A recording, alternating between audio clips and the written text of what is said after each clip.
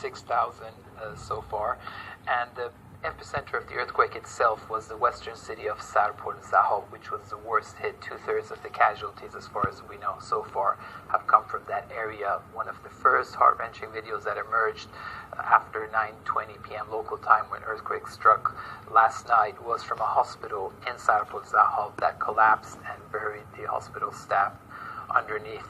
But there are other cities that are hit as well, many remote villages that is harder to get access to, but there seems to have been a division of labor between the armed forces. So the army is looking at getting help to the bigger cities, and the Revolutionary Guards go to the more remote villages. But getting to the remote areas, as we've been hearing, has been difficult, partly because of the mudslides as a result of the earthquake. Yes, there's been a lot of mudslides. Some roads have been damaged, so they're trying to deploy helicopters to get there. But cutting through the bureaucracy and red tape to deploy all those resources itself sometimes becomes an issue. Earthquakes are not unknown in this region, yet this one does seem to have caused a lot of damage, particularly to smaller housing. I'm just wondering what sort of regulations there are in terms of building, particularly for affordable housing in this area. Yeah, you would think they would learn after all these earthquakes, given that Iran is so prone to earthquakes. The housing regulations, standards governing the engineering side of it, the oversight is very weak, so a lot of the government buildings themselves collapse. What's created an outcry now on social media is the fact that the residential units that were built as part of the affordable housing by the previous government, they were worse hit, and many of the casualties came from those particular units. But even the fact that the hospital that I mentioned collapsed, or other places that were meant to shelter people, that maybe might be a wake-up call.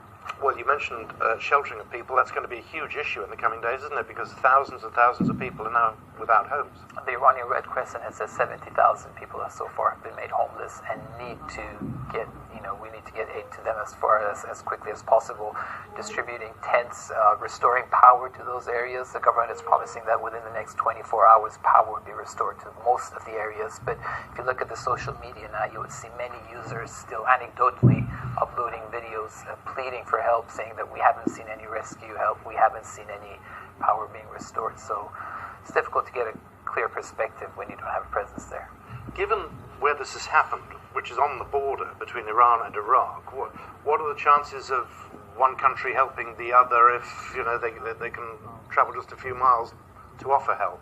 Well, this has never happened. Usually the earthquakes inside Iran are very localized, but this one is unique in that it covers such a wide range of areas, and it went across the border. But Iran has borne the brunt of the earthquake.